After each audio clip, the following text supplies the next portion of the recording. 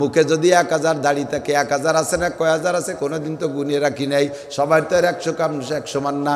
যদি 1000 দাড়ি হয় তাহলে 1000, 2000 হলে 2000, 5000 দাড়ি হলে 5000 কবিরা গুনাহ।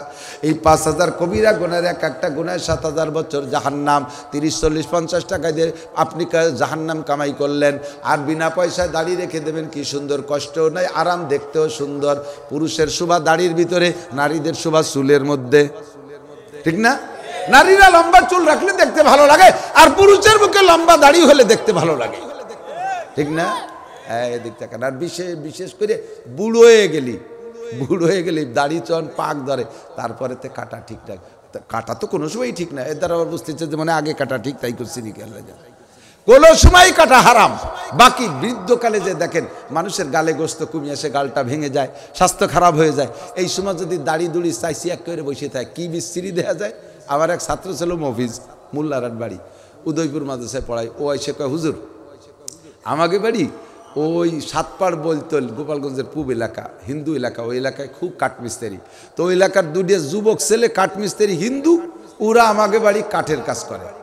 তা আমার আব্বা নগদ হজেরতে আসছে, ওর বাপের চেহারাও সুন্দর, ফর্সা, লম্বা দাড়ি, মেহেদি লাগাইছে। আর ফর্সা চেহারার পর মেহেদি লাগাইলে দাড়িতে চেহারাটা আরও উজ্জ্বল হয় না?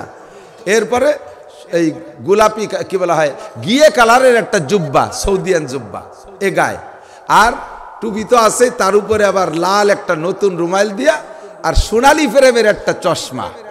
সব মিলেইয়া এমন লাগতেছে ফজরের নামাজ পড়ে আমাদের বারান্দা, পশ্চিম পূর্ব পাশের বারান্দা, আলগা বারান্দা, আব্বা বারান্দায় লাল একটা মখমলের গায়ে যায় নামাজ বিছাইয়ে একটা সুন্দর নতুন কোরআন শরীফ আছে সৌদি আরবেতে, খুলিয়ে নিয়ে বসে পড়তেছে। ওই যুবক দুইজন উঠোনের পূর্ব পাশে, ওরা ওই কাঠের কাজ করতে করতে দুইজনের নজর পড়ছে আমার আব্বার দিকে। দুইজন কাঠমাট বাদ দিয়ে এক হাতে নিয়ান ধরা আর এক হাতে আতুর, এইভাবে দড়িয়ে বসে রয়েছে, আর ওই বুড়োর দিক চাই রয়েছে। বাড়ি বুড়িয়ে দেয় না, ওখানে কাজ চলতেছে না। তো কয় যে আমি যে করে কি হেরেছি, আতুর আর নিয়ান ধরে বসে যে কাজ তো করিস না, কোন দিক চেয়ে রয়েছিস? তোরা কয় যে দাদা কি কব, কলি গায়ে পড়ে, উপরে সেপ ফেলালি নিজের মুহি পড়ে, না কইও পারতেছি না। তোমার আব্বার চেহারায় আমাকে ওই দিক চোখ নেছে, তার চোখ ফিরেতে পারতেছে, কেমন লাগতেছে দিকে, তা তার ভাষায় ব্যক্ত করতে পারেন। যে মানুষ বুড়ো হলে, মুসলমান বুড়ো হয় আর চেহারা বাড়ে, আর আমাকে গুলো যত বুড়ো হয় তত সুলাকুত্তর মতো দেখা যায়। যত বুড়ো হয় তত সুলাকুত্তর মতো দেখা যায়। বুড়ো মানুষ দাড়ি কাটিয়া চার দোকানে তে মাথা হয়ে বসে বুসুম দিয়ে সুলাকুত্তর মতো। কতক্ষণ দাড়ি রাখবেন, দেখতে সুন্দর হবে। আপনি বুড়ো কালে কি জন্য দাড়ি কাটেন? আর একটা বিয়ের নেশা আছে, চাকরির আশা আছে। আপনার ইয়াং কবে এক বুড়ো এরকম খাপড়া হয়ে গেছে, বুড়ো হইয়া সেলুনি দিয়ে যে দাড়ি দুড়ি চাইছে, মাথায় চুলি কালিম হাসছে, কলপ করতেছে, 70-75 হবে বয়স। পরিচিত, আমি বললাম যে চাচা কি চুল তো পাই সব সাদা, তা কালিমা আছেন? কয়েকটু শ্বশুর বাড়ি যাবো, শ্বশুর বাড়ি যাতে ইয়াং হওয়া লাগবে। তুমি শ্বশুর বাড়ি যাবে কালিমা হাইয়ে ইয়াং হবা? তুমি 60 বছর আগে বিয়ে হচ্ছে, ওই এলাকার মানুষ জানে না। আর 60 বছর আগের জামাই 60 বছর পরে ইয়াং থাকে না বুড়ো হয়, অবিটারা জানে। হ্যাঁ, খাফরা হয়ে গেছে, কুকড়া হয়ে গেছে, এখন তুমি কালিমা হাও, দাঁড়িয়ে চাচ্ছ। আবার দাড়ি পুরুষের শোভা সৌন্দর্য রাখলে নবীর সুন্নাত। 100 শহীদের সওয়াব, 100 শহীদের সওয়াব। দাড়িবিহীন মুসলমান পুরুষ, দাড়িবিহীন মুসলমান পুরুষ কিয়ামতে নবী পাকের কাছে সুপারিশ পাবা না। ও দোস্ত, নবী পাকের সুপারিশ ছাড়া একজন মানুষও জান্নাতে যাইতে পারবে না। দাড়িবিহীন মুসলমান পুরুষ নবী পাকের সুপারিশ পাইবা না, নবীর সুপারিশ ছাড়া জান্নাতে যাইতে পারবা না। কাজে আজকে থেকে প্রতিজ্ঞা করা উচিত, আমি আর জীবনে কোনোদিন দাড়িতে খুর লাগাবো না। কয় বুড়ো হলে দাড়ি রাখবো, বুড়ো হবা কি হবে না তার মধ্যে গ্যারান্টি কি আছে? নবী পাক বলেন তামুতুনা কামা তাহয়াউন ওয়া তুহশারুনা কামা তামুতুন। আরে তোমার জীবন যাপন হবে যেমন, মরণ হবে তোমার তেমন। আর মরণ হবে যেই চেহারায়, হাসরের মাঠে উঠবা তুমি সেই চেহারায়, হাসরের মাঠে উঠবা তুমি সেই চেহারায়, দাড়ি কাটা অবস্থায় উঠবা। কারুন, হামান, ফিরাউন, সাদ্দাদ, উবাই বিন কলব, আবু জাহেল, আবুল হাব, উতবা, সাইবা, ওয়ালিদ ইবনে মুগিরা, এই সমস্ত Netanyahu, Joe Biden, Donald Trump, এই সমস্ত কাফের মুশরিক ইহুদ নাসারাদের মতো তোমার চেহারা কানা, তুমি ওই নিয়ে জাহান্নামে যাইবা। মহিলারা যারা বব কাটিং, চুল কাটে না, পুরুষের মতো ভাব দেয়, এই মহিলাগুলো পুরুষদের মতো, তারা ওই কাফের মুশরিকদের সাথে বেঈমান জাহান্নামে যাবে। স্বামীতে দাড়ি রাখে না, স্ত্রীতে দাড়ি রাখতে বলে, এরকম বহু পরিবার আছে। কিন্তু মহিলারা কেন যে কয় তা তো আপনি জানেন না। পুরুষের শোভা দাড়ির ভিতরে। মহিলাটা দিনদার কয়, স্বামীরে বলতেছে আপনি একটু দাড়ি রাখলে ভালো লাগে, দাড়ি রাখলে ভালো, বারবার জ্ঞানের আরে আর মহিলা কয় যে দেখো এই দাড়ি আমার ব্যাপার, দাড়িটা আমার ব্যক্তিগত পার্স, আমার ব্যক্তিত্বের উপরে আঘাত করবা না, আমার ব্যক্তিত্বের উপরে ব্যক্তিগত বিষয় নিয়ে কখনো নাক গালাবা না। জমক স্বামীতে যদি বউরে এই করে দমক দেয় তার কে কথা, তাই উনি এই রাগটাক করে টরে চলে গেছে অফিসে। মহিলা করছে কি, মাথায় সাবান নিয়ে রিজারের টাই নিয়ে আয়নার সামনে যাইয়ে পুরো মাথা চাইছিয়ে শস্য তেল মাহায় নেড়া হইয়ে সাধু চাইছি বই চলেছে। বিকেল বেলা স্বামী অফিসিতে আইসে দেয় যে বাড়ি এক ঠাউর বসা, বউরে চিনতে একে হ্যাঁ তা তো চিনবা না, এই তো আমি তো ডলির মাতো, তো মাথার কি অবস্থা, কয়টা ব্যক্তিগত জিনিস নিয়ে নাক গালাবা না। মাথা আমার ব্যক্তিগত জিনিস, চুল আমার, এ চুল তোমার, আমি কাটিয়ে নেড়া হয়ে থাকবো, ডেলি চাষবো একবার, ডেলি একবার চাষবো, মাথা পিঠে চুলই বানাবো না। কয়েছে তব আল্লাহ আস্তাক ফিরুল্লাহ, জীবনে দাড়ি কাটবার, তুমি চুল কাটাকে। আরে পুরুষে দাড়ি কাটলে যত খারাপ দেওয়া যায়, মহিলারা মাথা চাইছে বলি তার চেয়ে কয়েকশো গুণ বেশি বেকায় দেয় না, কি মহা বেকায় দেয়। এমন বর ফালায় বললি দাড়ি রাখা সম্ভব? আরে ফালায় বর ফালায় পরে দাড়ি রাখবো কেন? আমার নবী বলেছেন দাড়ি রাখা ওয়াজিব। কসু সারে বাবা ফুল্লুহা, মোসে ছোট করো, দাড়িরে বড় করো। কতক্ষণ দাড়ির পরিমাণটা একটু শুনে নেবার এদিক তাকান। আমাদের দেশে বহুত কালারের দাড়ি দেখা যায়, সুন্নতে সৌদি, সুন্নতে সৌদি, সুন্নতে ইহুদি। দেখেন ওই যে ওই পশ্চিমেরা দাড়ি রাখে, এই ইউক্রেনের প্রেসিডেন্ট জেলেনস্কির দাড়ি আছে একটু একটু খাইজুনি খাইজুনি, বগল এসছে দাড়ি ছোট, বগল ভালোই বড়। উলামা ইকরামের কাছে শুনে দেখেন, মুরব্বী প্রবীণ আলেমরা বসা, চার মাযহাবে চার ইমামের অনেক মাসালা নিয়ে মতানৈক্য আছে। ইমামে আবু হানিফা বলে নামাজে একবার কানে হাত দিতে হবে, শাফি মালিকি মাযহাবে কয় বারবার কানে রফে দান করতে হবে। ইমামে আবু হানিফা বলেন তাহতা সূরা সানা বানতে হবে নাভির নিচে, পুরুষরা আর মহিলারা বুকের উপরে। আর অন্যান্য মাযহাবে আছে বুকের উপরে নারী পুরুষ সবাই সানা বানবে। আমাদের মাযহাব ইমামের পিছনে মুসল্লিরা সূরা ফাতিহা পড়বে না। আর মালিকি শাফি মাযহাবে আছে ইমামের পিছনে মুসল্লিরা সূরা ফাতিহা পড়তে হবে। আমাদের মাযহাবে পুরুষরা পা দাঁড়ানোর সময় দুই পায়ের মাঝখানে 4 আঙ্গুলের বেশি চাপাবে না, সর্বনিম্ন 4 আঙ্গুল। আর সর্বোচ্চ আধা হাতের বেশি পাও ফাঁক করবে না পুরুষরা দাঁড়ানোর সময়। মহিলারা দাঁড়ানোর সময় দুইটা পা একেবারে মিশাইয়া রানকে চাপা করে দাঁড়াবে। এইটা হলো মহিলাদের মাসালা। এইরকম পার্থক্য অনেক মাসালায় আছে, কিন্তু 4 মাযহাবের 4 ইমাম দাড়ির ব্যাপারে একমত। 1 মুঠের আগে দাড়িরে দাড়ি কয় না। 1 মুঠের আগে যদি কেউ দাড়ি সাইটা কাইটে ফেলে, সাইসে ফেলার চাইতে ছাটা বড় গুনাহ, সাইসে ফেলার চাইতে ছাটা বড় গুনাহ। একেবারে পুরো শেভ করে ফেলবেন, তাতে যে লোকটা শেভ করে ওই লোকটা জীবনেও বলবে না যে শেভ করা সুন্নাত, বলবে? শেভ যে করে সে শেভ করার কবিরা গুনাহই জানে, কবিরা গুনাহ জানে। আর গুনারে যে গুনাহ মনে করে একদিন তার তওবা করা সম্ভব হবে। গুনাহকে গুনাহ মনে করলে একদিন তার থেকে তওবা করতে পারবে। আর গুনারে যদি গুনাহ মনে না করে তার থেকে সে কোনোদিনও তওবা করবে না। সে তো মনে করবে যে এটা গুনাহ না, একটুক একটুক দাড়ি যা সুন্নত না, তারে যে সুন্নত মনে করে ওই বেসুন্নতের থেকে সে জীবনেও তওবা করবে না। আর যা সুন্নত না তারে সুন্নত মনে করা, শরীয়তকে পরিবর্তন করা, ওই লোকটার ভাগ্যে কোনোদিন তওবা নসিব হবে না। আহসানুল ফতোয়া 3য় খণ্ড বাবুল ইমামতের মধ্যে দেখবেন, আহসানুল ফতোয়া 3য় খণ্ড বাবুল ইমামতের মধ্যে লেখছে, এই যে ইমাম সাহেব দাড়িরে খাটো খাটো করে পিছি করে সাইটিয়ে রাখে, 1 মুঠ হওয়ার আগে কাইটে খাটো করে ফেলে, ওই ইমামের পিছনে নামাজ পড়া মাকরুহে তাহরিমি, ওই ইমামের পিছনে নামাজ পড়া মাকরুহে তাহরিমি। জুনায়েদ বাবুনগরী রহমাতুল্লাহ আলাইহি একটা বই লিখেছেন, একটা কিতাব লিখেছেন, দাড়ি কি শরঈ হাইসিয়াত, দাড়ি কি শরঈ হাইসিয়াত।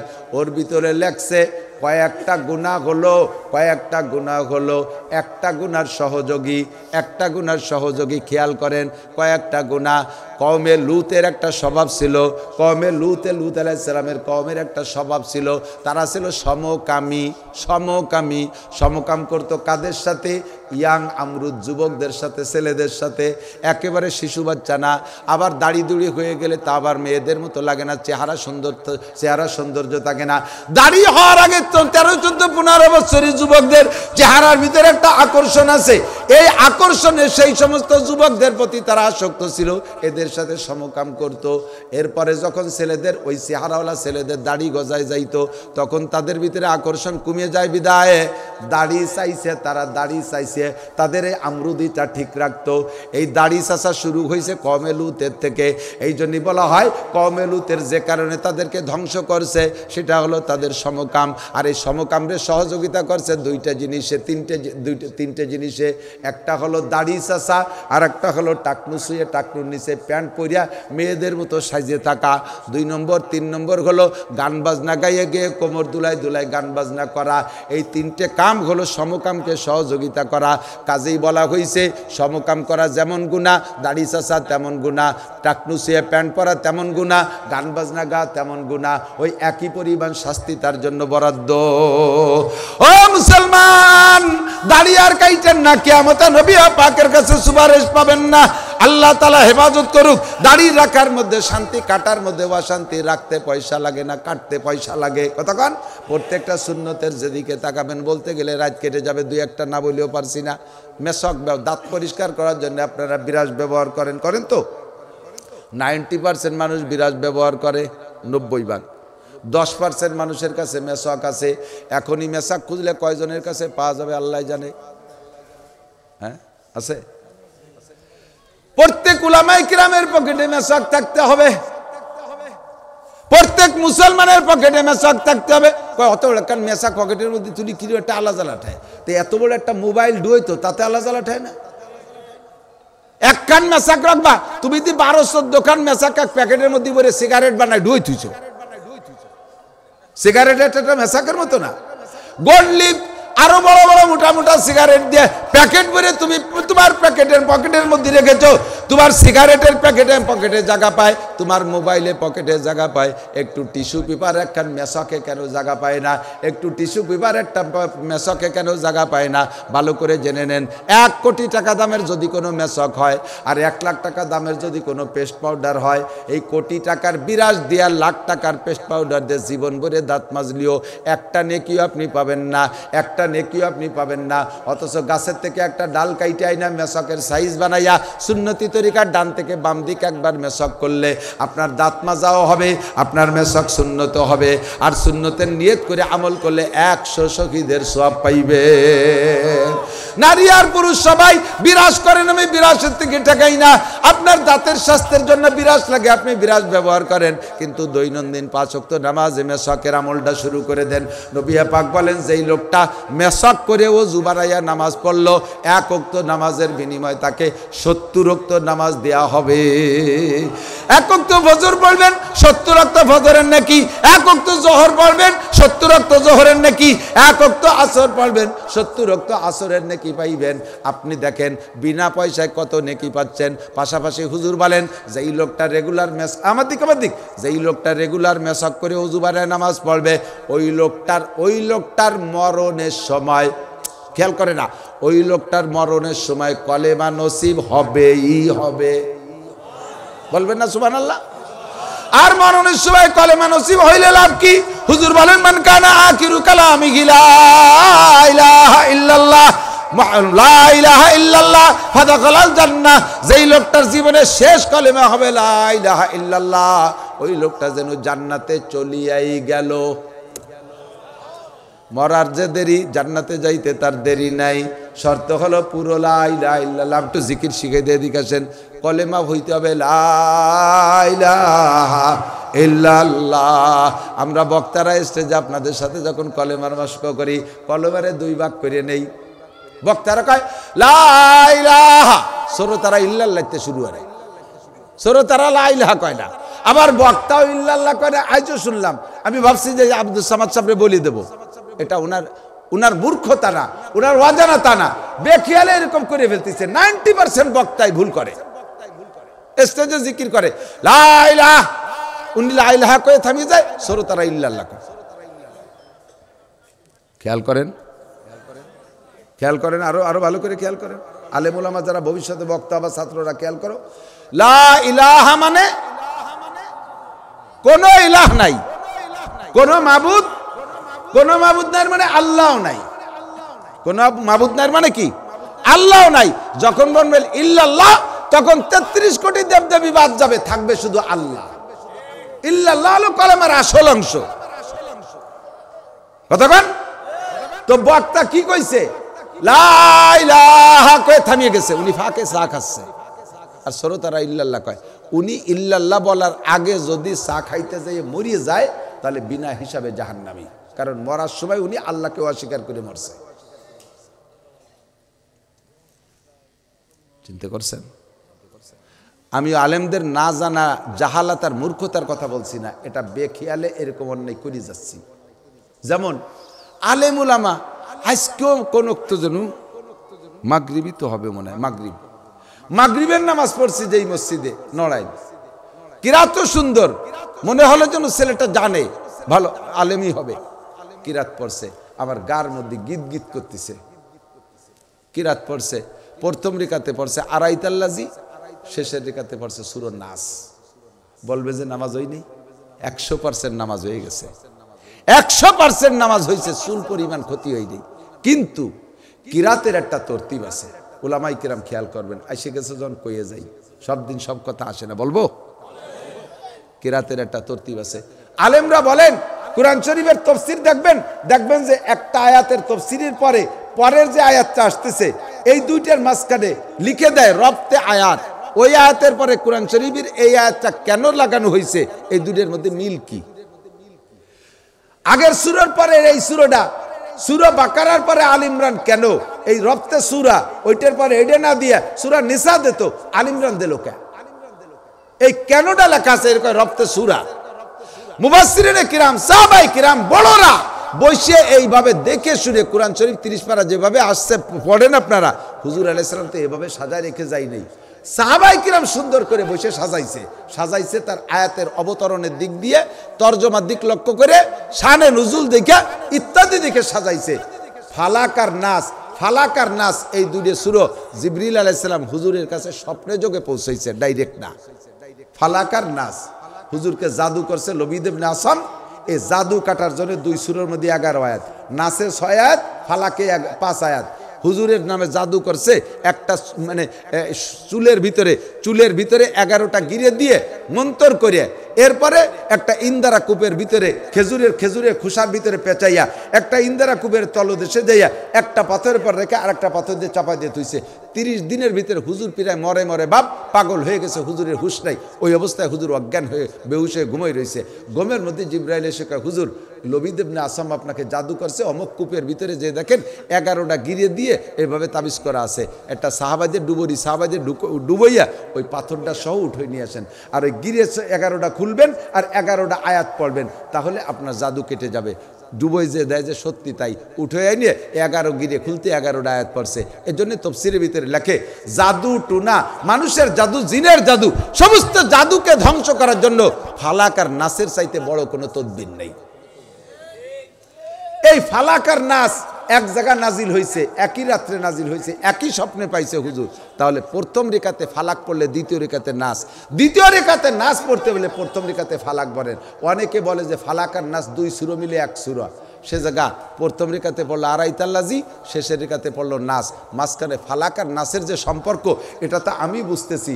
আমার মনের মধ্যে এত খারাপ লাগতেছে যে কেন এইভাবে বাংটা করে ফেললো। দুটোরে এক জায়গা পড়লে দুটো মিলে একটা বিষয়ের আলোচনা কমপ্লিট হয়। আমি কি মনে হয় খালি বাড়ি অপ্রয়োজনীয় কিছু কই ফেলতেছি নাকি তা আল্লাহ জানে। আপনাকে মনে হয় প্রয়োজন নাই এগুলো, তা কি না কি তা আমি তো বুঝতেছি না। প্রথম রেখাতে পড়ছে ওয়াইলুল্লি, দ্বিতীয় রেখাতে পড়ছে আলাম তারা। শুনেই আমার পরাণ কাঁপতেছে। নামাজ তো হয়ে গেছে, একটু আর চুল পরিমাণ ক্ষতি হয়নি, মানে যাররা পরিমাণও ক্ষতি হয়নি, কিন্তু যারা তর্জমা বোঝে তাদের মধ্যে এটা খারাপ লাগে। এদিক তাকান, আলাম তারা সূরার তর্জমা কি? আলাম তারা কাইফা ফাআলা রাব্বুকা বিআসহাবিল ফিল, হে নবী আপনি কি দেখেন নাই হস্তি বাহিনীর সাথে আমি কি আচরণ করেছি? আলাম তারা কাইফা ফাআলা রাব্বুকা বিআসহাবিল ফিল আলাম ইয়াজাল কাইদাহুম ফি তাদলিল, তারা যে পরিকল্পনা নিয়ে আসছে সব আমি ধুলায় মিশিয়ে দিয়েছি। আব্রাহা বাচ্চা কাবা ভাঙ্গার জন্য আসছিল হাতি বাহিনী নিয়ে, আমি তাদেরকে ধুলায় মিশিয়ে দিয়েছি। আলাম নাজাল কাইদাহুম ফি তাদলিল ওয়া আরসালা আলাইহিম তায়রান আবাবিল, তাদের ধ্বংস করার সিস্টেমটা ছিল উড়ন্ত পাখির পা মুখের ভিতরে আর পায়ের ভিতরে আল্লাহ তিনটে করে বোমা দিয়ে দেশে, সরিষার মতো বোমা। এই বোমা অ্যাটমিক শক্তি, এই বোমা মারি হাতিগুলোকে আর তার বাহিনীকে ধ্বংস করে দেশে। ফাজআলাহুম কাসফিম মাকুল, খাওয়া ধান ফসল গরুতে পাড়ায় পাড়ায় খাইয়ে যেমন মাটিতে মিশিয়ে দেয় এরকম যেমন হয়ে যাব ওই রকম করে দিছি। এই ঘটনাটা কেন ঘটালাম? এই হাতি বাহিনী, সে সময় কিন্তু নবী দুনিয়ায় আসে নাই, সে সময় মুসলমান নাই দুনিয়ায়। কাবাগরের চাবির জিম্মাদারি ছিল কুরাইশ বংশের কাছে। কাদের কাছে? হুজুরের চাচা খাজা আব্দুল মুত্তালেবের কাছে কাবার জিম্মাদারি ছিল। এই আব্দুল মুত্তালেব আল্লাহর কাছে কইছে, আব্দুল মুত্তালেব মুশরিক, সে মূর্তি পূজারি ছিল, তবে তার আল্লাহ বিশ্বাসী ছিল। কাবাগরের কারণে আল্লাহর কাছে সবর্দ করছে রব্বুল আলামিন, তোমার ঘর তুমি হেফাজত করো, তোমার ঘর তুমি হেফাজত করো। একজন মুসলমানরা ছিল না দুনিয়ায়, নবীও তখনও নবুয়তি পেয়ে আসেন নাই। এই সময় হস্তি বাহিনীকে ধ্বংস করে দিয়েছে আল্লাহ। কেন? কয় লি ইলাফি কুরাইশ, লি ইলাফি কুরাইশদেরকে খুশি করার জন্য। ওই সময় তো নবীও নাই মুসলমানও নাই। আমি এই ঘটনাটা ঘটালাম কেন? কুরাইশদেরকে খুশি করার জন্য। তাহলে বোঝেন আলাম তারা সূরার পরে তাহলে কোন সূরা সেট হয়? লিলাফি কুরাইশ, তরজমাই মিল। এই আলাম তারা ঘটনাটা ঘটাইলাম আমি কুরাইশদেরকে খুশি করার জন্য। যদি কেউ প্রথম রেখাতে আলাম তারা পড়ে, এরপরে যদি কুরাইশ সূরা লিলাফি না পড়ে মনে হয় যেন বাংটা হয়ে গেল, তর্জমার যে মিল আছে সেই মিল নষ্ট হয়ে গেছে। খানিক দূর যে আর এক সূরা পড়লে নামাজ হয়ে যাবে, কিন্তু তর্জমার দিক দিয়ে খাটো থেকে যায়, ব্যতিক্রম থেকে যায়, এই জন্যে খারাপ লাগে। আমরা যারা তর্জমা না বুঝি, কোরআন শরীফে যেভাবে সিরিয়াল দেওয়া আছে ওই সিরিয়াল অনুযায়ী পড়বেন, সিরিয়াল। তবে যারা বোঝেন তারা একটু, এবার প্রথম রেখাতে যদি ওয়াইলুল্লি পড়েন, পরের রেখাতে যদি আলাম তারা পড়েন, তাহলে আলাম তারার সাথে যে লিলাফির সম্পর্ক আছে সে লিলাফি তো পড়া হলো না। আর ফরজ নামাজে এক রেখাতে 2 সূরা পড়া মাকরু, এক রেখাতে 1 সূরা পড়বেন বা ছোট আয়াত যেটুকু জানেন সেটুকু পড়বেন, এক রেখাতে 2 সূরা পড়বেন না। তাহলে প্রথম রেখাতে ওয়াইলুল্লি পড়লে দ্বিতীয় রেখাতে পাশে আলাম তারা পড়লি দোষ কি? নামাজ 100 ভাগ হয়ে যাবে, কিন্তু তর্জমাগত দিক দিয়ে যে একটা কম থেকে যায়, এইটা পুরোনোর জন্য আর একটা সূরা আর এক জায়গা আছে সেইটা পড়লে মিলে যায়। বলবো ওয়াইলুল্লি কুল্লি হুমাজাতিল লুমাজা, যারা আত্ম অহংকার করে, বংশ মর্যাদা নিয়ে যারা অহমিকা করে, তাদের জন্য ধ্বংস। ওয়াইল মানে ধ্বংস। তাহলে এই সূরার ভিতরে ওয়াইল মানে ধ্বংস, জাহান্নাম, ওয়াইলের আলোচনা আছে। আর একটা সূরার মধ্যে ওয়াইলের আলোচনা আছে। আলাম তারা লিলাফির পরে যে দেখবেন আরাইতাল্লাযী ইউকাযযিবু বিদ্দিন ফাযালিকাল্লাযী ইয়াদুল ইয়াতীম ওয়া লা ইয়াহুদ্দু আলা তাআমিল মিসকিন। তারপরে ফাওয়াইলুল লিল মুসাল্লিন, এই জায়গা ওয়াইল আছে। ওই সূরার মধ্যে ওয়াইল আছে, এই সূরার মধ্যে ওয়াইল আছে, ওয়াইলে মিল আছে। তাই 2 রেখাতে 2 সূরা পড়ি। ওয়াদ-দুহা ওয়াল-লাইলি ইযা সাজা মা ওয়াদ্দাকা রাব্বুকা ওয়া মা ক্বালা। এই সূরার ভিতরে নবী পাককে সম্বোধন করে আল্লাহ পাক বলতেছেন ওয়াদ-দুহা ওয়াল-লাইলি ইযা সাজা মা ওয়াদ্দাকা, মা ওয়াদ্দাকা মানে হে নবী ছেড়ে দেয় নাই তোমারে তোমার রব। মা ওয়াদ্দাকা রাব্বুকা ওয়া মা ক্বালা ওয়ালাল আখিরাতু খায়রুল লাকা মিনাল উলাই। কা মানে তুমি। হুজুরকে সম্বোধন করে আল্লাহ অনেক কথা বলেছেন। এর পরের রেখাতে আলাম নাশরাহ লাকা পড়বেন, ওর মধ্যে নবী পাককে সম্বোধন করে কথা আছে। আলাম নাশরাহ লাকা সাদরাক, আমি কি আপনার সিনে খুলে দেই নেই? ওয়াদানা আনকা বিজরাক, আমি কি আপনার মাথা থেকে বোঝা সরাই দেই নেই? যেমন অদ্দোহার মধ্যে টার্গেট করে করে নবীকে বলেছেন, আলাম নাশরাহ লাকার মধ্যে পড়েছে। এই জন্য প্রথম রেখাতে ওয়াদ্দোহা পড়লে দ্বিতীয় রেখাতে আলাম নাশরাহ লাকা পড়বেন, যারা জানেন। কষ্ট হচ্ছে রে মনে?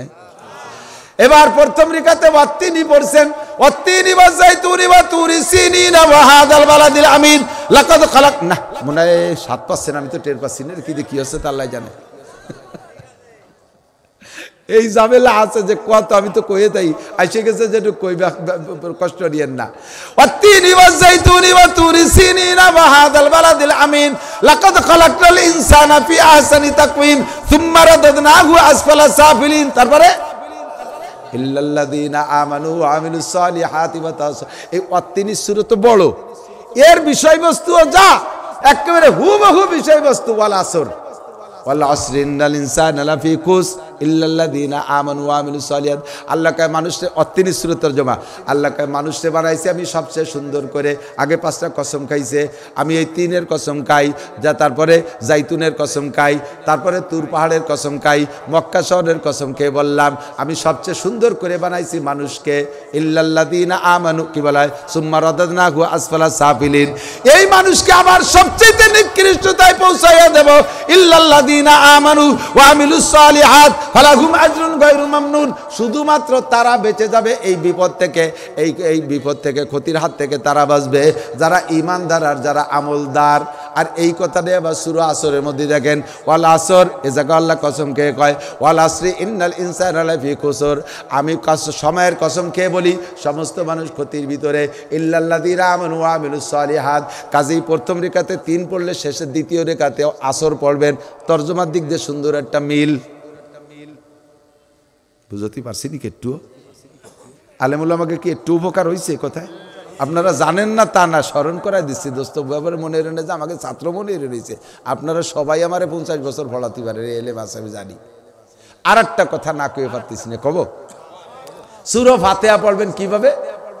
সূরা ফাতিহা 7 আয়াত, 7 আয়াতে পড়ে পড়ে নিশেষ ছাড়ি দেবেন, প্রত্যেক এক এক আয়াত পড়ে নিশেষ ছাড়ি দেবেন, একে নিশেষে বলা দলিনি যে টাকবেন না। আলহামদুলিল্লাহ রাব্বিল আলামিন রহমানির রহিম মালিকি ইয়াউমিদ্দিন ইয়াকা না'বুদু ওয়া ইয়াকা নাস্তাঈন ইহদিনাস সিরাতাল মুস্তাকিম সিরাতাল লাযিনা হঠাৎ দলিন, ওয়ালা দলিন না হঠাৎ দলিন কইছে তা টেরি। বিশেষ করে রমজান মাসে তারাবি কয় 20 রিকাত পড়তে হুজুর 15 মিনিটের মধ্যে মারিয়ে দেবেন। কি পড়লেন ও আমাকে শোনার দরকার নেই, বুঝিয়ে বেড়াবেন। সাবধান ইমাম সাহেবরা, মুসল্লির পালাই পড়ে তুমি বোঝা ঘাড়ে নিবা না। ইমাম সাহেবরা মুসল্লিকে পালাই পড়ে বোঝা ঘাড়ে নিবা না। যত নামাজ নষ্ট হয়েছে সমস্ত নামাজ মুসল্লিদেরকে বুঝিয়ে দিতে, তারা বলবে আল্লাহ রমজান পরে 30,000 টাকা দিছি, ওই চুরাই পয়সা খাইয়ে আমাকে এই মাইটটা কেন দিয়ে গেছে। নামাজ চাই আদায় করে নেবে, কিন্তু সাবধান। সূরা ফাতিহা পড়বেন, সূরা ফাতিহা বড় কত চমৎকার। আল্লাহর কাছে দোয়া করেন, 7 আয়াতের মধ্যে 7টা দোয়া, আর প্রত্যেকটা দোয়া আল্লাহ কবুল করে করে জবাব দেয়। আপনি পড়বেন আলহামদুলিল্লাহি রাব্বিল আলামিন, তরজমা তো জানেন না, বলি আলহামদুলিল্লাহি রাব্বিল আলামিন, সমস্ত প্রশংসা আল্লাহর জন্য যিনি সারা জগতের প্রতিপালক। একথা সত্যি না মিথ্যা? বলার সাথে সাথে আল্লাহ কি কয় জানেন? আপনি পড়ে ছেড়ে দেওয়ার পরে আল্লাহ বলেন হামিদানি আব্দি, ওহ চমৎকার, আমার বান্দা আমার উপযুক্ত প্রশংসা করেছে। আপনি বললে আল্লাহ এই কথাটা বলে। আর রহমানির রহিম, আমি বলছি আর রহমান তুমি বড় পরম দয়াবান, আর রহিম পরম মেহেরবান। বলার পরে আল্লাহ খুশি হয়ে কয় আতনা লাইয়া আব্দি, আমার যেমন প্রশংসা করার দরকার আমার বন্ধু তা করেছে। আপনি বলার পরে আল্লাহ এই কথাটা কয় মালিক ইয়াউমিদ্দিন, বলার পরে কি বলছেন? মালিক ইয়াউমিদ্দিন, বিচার দিনের মালিক তুমি আল্লাহ। কতক্ষণ বলার পরে আল্লাহ পাক বলে সাদাকা আব্দি, বান্দা ঠিকই বলেছিস। ওদিন তোকে ডক্টর ইউনুস রে কোনো কাজে লাগবে না, তোদের হাইকোর্টের বিচারপতির কোনো বার্তা থাকবে না। বিচার দিনের মালিক আমি আল্লাহ, মালিক ইয়াউমিদ্দিন। বলার পরে আল্লাহ পাক রব্বুল আলামিন আবু বকর জবাব দেয় সাদাকা আব্দি, আমার বান্দা সত্য কথা বলেছে। এরপরে 4 নম্বর আয়াত, ইয়াকা নাবুদু ওয়া ইয়াকা নাস্তাঈন, আল্লাহ তোমারই ইবাদত করি অর্ধেক, ওয়া ইয়াকা নাস্তাঈন, তোমার কাছে সাহায্য চাই। এই আয়াতটার ভিতরে 2 দিক, অর্ধেক হলো আল্লাহর আর অর্ধেক বান্দার। আল্লাহর ইবাদত করি বললাম, আর আমি সাহায্য চাইটুক আমার। বলার পরে আল্লাহ জব দেয় কি কয়ে শুনে নাজিব হবেন। আল্লাহ কয় হাজা বাইনি ওয়া বাইনা আব্দি, এই আয়াতটা আমার আর আমার বান্দার মধ্যে 2 ভাগে ভাগ হয়ে গেছে। ওয়ালি আব্দি মা সাআলা, আমার টুক আমি পাইছি, আমার বান্দা যা চাইলো তারে আমি এক্ষুনি দিয়ে দিলাম। ওয়ালি আব্দি মা সাআলা, আল্লাহ তোমার কাছে ইয়াকা নাবুদু ওয়া ইয়াকা নাস্তাঈন, সাহায্য চাই, সাহায্য চাই। এটা হলো সাধারণ সাহায্য, কোনো নাম কই নেই। এরপরে বললাম যে আল্লাহ সাহায্য তো সাধারণ সাহায্য সবই দিচ্ছ, আমার একটা সাহায্য আমি বলবো, আমার একটু মনে কইতেছে কব। বাংলাদেশে আমরা দেশে তো দুনিয়ার মত আর পথের অভাব নাই, কত ভ্যারাইটি দল। কতক্ষণ আমলিগ, বিএনপি, জামাত, জাতীয় পার্টি, আটরশি, চন্দ্রপাড়া, মানিকগঞ্জ, সুরেশ্বর, ভোজেশ্বর, ইনায়তপুর, বাহাদুরপুর, শরীয়তপুর, মাদারীপুর, ফরিদপুর, তবলিগ, সরমুনাই, ইতাহাতি, ওয়াজাহাতি, হিজবুত তাওহীদ, কাদিয়ানি, এ যে কত দল, এ যে দলই মাইক ধরে সেই দলটাই সঠিক মনে হয়। আমি তো বুঝে উঠতে পারতেছি না যে কোন দল সঠিক। কাজে ইহদিনাস সিরাতাল মুস্তাকিম, আমারে সঠিক পথ যেটা সেইটা দেখায় দাও। বলার সাথে সাথে কয় ওয়ালি আব্দি মা সাআলা, ঠিক আছে বান্দা তোরে সঠিক পথ দেখানোর দায়িত্ব আমি নিলাম। আল্লাহ জবাব দিয়ে দেয়। এরপরে বললাম আল্লাহ সঠিক পথের ব্যাপারে আমার একটু দাবি আছে, আমি বলবো। আপনার কাছে কইছি নাকি? আল্লাহরে করছি আর কি। আল্লাহ একটা পথ আমার পছন্দ হয় বলবো। আল্লাহ কয় বলো কোন পথ? কয় সিরাতাল্লাযীনা আনআমতা আলাইহিম, যেই রাস্তায় চলার কারণে এক দলরে তুমি পুরস্কার দিয়েছো, নবী রাসূলদেরকে পুরস্কার দিয়েছো, সাহাবায়ে কিরামদেরকে পুরস্কৃত করেছো, ওই রাস্তাটা আমার পছন্দ হয়, ওই রাস্তায় চালাও। তবে আল্লাহর একটা রাস্তার কথা তোমারে বলে দেই, ওই রাস্তায় যেন আমি ভুলিও না যাই, আমারে তুমি হাত ধরে টাকায় রাখবা। গায়রিল মাগদুবি আলাইহিম ওয়ালাদ-দাল্লিন, পথভ্রষ্ট গুমরা যারা, যারা পথভ্রষ্ট গুমরা, ইহুদ আর নাসারা, এই দুই দলের রাস্তায় আমারে চালাবা না। এই বলার পরে কয় ওয়ালি আব্দি মা সাআলা, তুমি যা চাইছো দিলাম। বলার পরে আপনি যখন বলবেন আমিন, আল্লাহ কবুল করো, আপনার সাথে ফেরেশতারা আছে, তারাও কয় আমিন। সঙ্গে সঙ্গে আল্লাহ পাক কবুল করে নেয়। এবার আমি যা বুঝাইতে চাইছি সেটা হলো, প্রত্যেক এক একটা আয়াতের পরে আল্লাহ একটা জবাব দিয়েছে, দেখছে না? আল্লাহ একটা জবাব, এক নিঃশেষে যদি সব আয়াত পড়িয়ে ফেলেন, আল্লাহ তো ফাঁকে জবাব দিয়ে সুযোগই পাচ্ছে না। তুই তো চালি, তা আমি দেবো, তো দেবো কারণে তুই তো যে ফাঁকি দিলি না। জোরে যদি পড়েন বা আস্তে যদি পড়েন, সূরা ফাতিহা আজকে থেকে নিঃশ্বাস ছেড়ে ছেড়ে এক এক আয়াত করে পড়বো। আল্লাহ পাকের কবুলিয়াত আমি সূরা ফাতিহার মধ্যে নেব, রাজি আছি ইনশাআল্লাহ। আল্লাহ কবুল করুক, বলেন আমিন। আলিফ লাম মিম পড়ছি যা, তা একটু না কইলে আবার একদল কবে যে কওমি হুজুররা শুধু আয়াত পড়ে, সৌজন্যমূলক তর্জমা পারে না। পারি না, না পারি, আমার সামনে ক্লাসে আসিস। আমি ওয়াজালো এখানে ইচ্ছে করে কিছুই বলি নাই, কোনোটা কি বলবো কোনো ফিকির আমি করি নাই। বসার পরে এই এলাকার প্রয়োজন যেটা আল্লাহ সেইটা আমার মাথার মধ্যে দেয়, আর আমি তাই কই। যা আয়াত পড়ছি সেদিকে প্রয়োজন হয়তো মনে করে নাই আল্লাহ, এই জন্য এই দিক নিয়ে আসে। যা বলছি আপনাদের একান্ত কি অপ্রয়োজনীয় কথা বলছি নাকি? অপ্রয়োজনীয় বলছি? যে কথা বলছি আল্লাহ আমল করার তৌফিক দান করুক। তারপরে তরজমা বলি, আমার দিক তাকান।